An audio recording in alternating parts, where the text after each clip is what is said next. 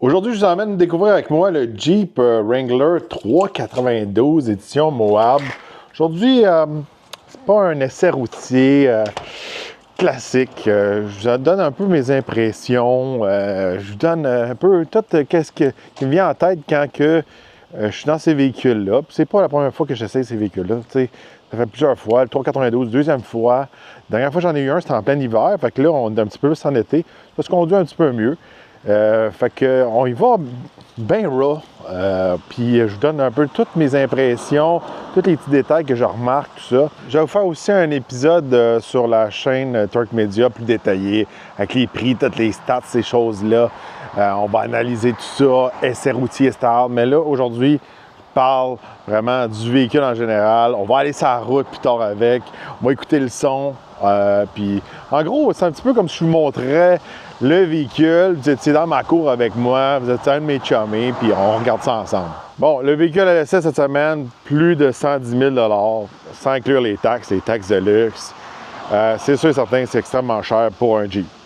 Ça c'est clair, il faut se le dire, là. On va se le dire, le moule du Jeep, même s'il y a le gros moteur, tout ça, le moule, il est payé depuis longtemps. Fait que ça, faut starter avec ça. Bon, édition Moab, la dernière fois, j'avais un Rubicon.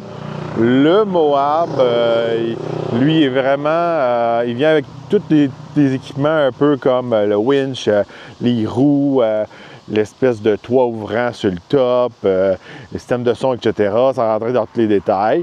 C'est un beau package. J'aime la couleur vert, ça flash vraiment beaucoup. Fait que quand on a le 392, c'est quand même facile de le reconnaître. Il est quand même marqué ici, le 392. On a le hood qui est fonctionnel. Ça, je vais vous le montrer quand on va ouvrir le hood. On a un vrai winch à l'avant qui est ici, là, prêt pour vous sortir de l'embarras. Les roues, c'est des 35 pouces, du BF Goodrich. Ça, c'est des KO2, ces pneus-là. Quand même massif. C'est pas mes pneus préférés, surtout en conditions hivernales.